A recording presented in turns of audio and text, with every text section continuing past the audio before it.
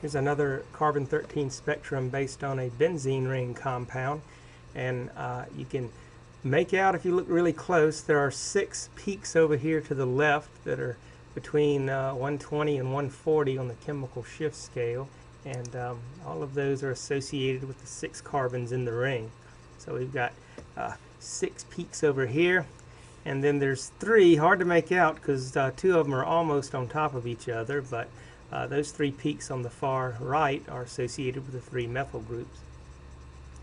So if we match this up with a hydrogen NMR spectrum, if we have a way of knowing that there is a benzene ring, that really helps us interpret this and confirm the structure. Certainly these chemical shifts are associated with carbons that are in this special kind of ring, but it would be nice when we're trying to look at a spectrum and determine what it corresponds to, if we could know, well, is it possible that it could have a benzene ring? Is it possible that it has a ring at all, or any multiple bonds at all? So there's a nice little trick for being able to help you interpret spectra, especially if you're just given a molecular formula with numbers of atoms and it's up to you to put together the structure. At the very end of chapter 13, they kind of bury this at the bottom of page 589, but it's a nice little calculation you can do on a molecular formula.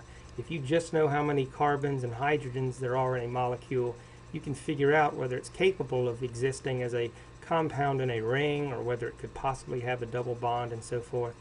Anyway, the fancy name for this calculation is the index of hydrogen deficiency. And what it does is compare how many hydrogens the molecule would have if there were no rings, if there were no double bonds, if it were completely saturated, an alkane, for example. And so you compare that formula to what you actually are told about the numbers of carbons and hydrogens, and right away that can give you an idea of, again, whether it's possible that it has a ring or a double bond, because that'll kind of help you to make good guesses when you're trying to assign a spectra to a particular compound. So anyway, you can see the example they use for C7H14. With 7 carbons, the maximum number of hydrogens it could have, if it were just plain old heptane, would be 16. And so they're comparing C7H16 to C7H14, and so the difference is just those 2 hydrogens, and you take half of that number to get an index of hydrogen deficiency of 1. So that tells you that this either has a double bond or it is going to contain 1 ring. And so any guesses about what structure that corresponds to would have to include that. In other words, it could be cycloheptane, or it could be 1 heptene or 2 heptene. You'd need the NMR spectrum to tell you how you distinguish those possibilities, but this is sometimes a nice little calculation to do, especially if you know that molecular formula right off the bat. And here's the example for this benzene ring. It's got 6 carbons and 6 hydrogens. So if we do this calculation here for the IHD, for that formula, again we're going to take 1/2 of C6, and if that were saturated, it would have twice that many hydrogens plus 2 more. So that's a 2n plus 2 up here.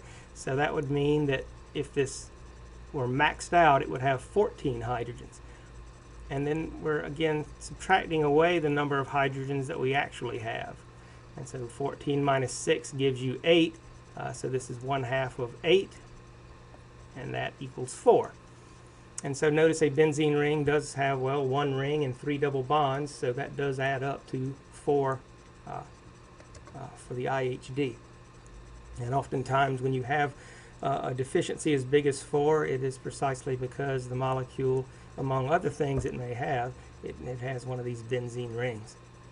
I'm going to show you another way to do this calculation that doesn't show up in your book, but I found elsewhere, and it looks like this. And this includes formulas that have halogens and nitrogens in them, and so it's just another way of computing the same value. The C would be the number of carbons, so you'd take twice the number of carbons plus or plus 2, then you subtract away all the hydrogens, subtract away any halogen atoms. Halogens take the place of hydrogens, so they kind of count in the same way that hydrogens do. And if there's any nitrogens, N would be the number of nitrogens. All of that's divided by 2. And so that would give you the same index of deficiency as using that formula I just showed you. This is just, again, for cases where you do have halogen or nitrogen atoms. And certainly that ends up being the case a lot of times. There's a little note here at the bottom here. Plenty of the formulas we see have oxygen atoms, but oxygens, regardless of how many you have, they don't affect whether or not you have rings or multiple bonds. So we just ignore oxygen atoms for the purpose of calculating this IHD.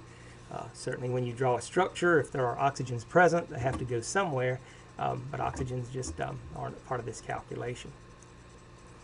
And so whether you do this calculation at the beginning of trying to interpret a spectrum or whether you do it towards the end, it can again just be one more clue to help satisfy you that you're looking at the correct structure. And for a couple of the worksheets here, the clue that you're given about the structure is that it has a certain numbers of C's and H's and oxygens and whatever. And so calculating this can kind of help your guesses be more accurate right off the bat.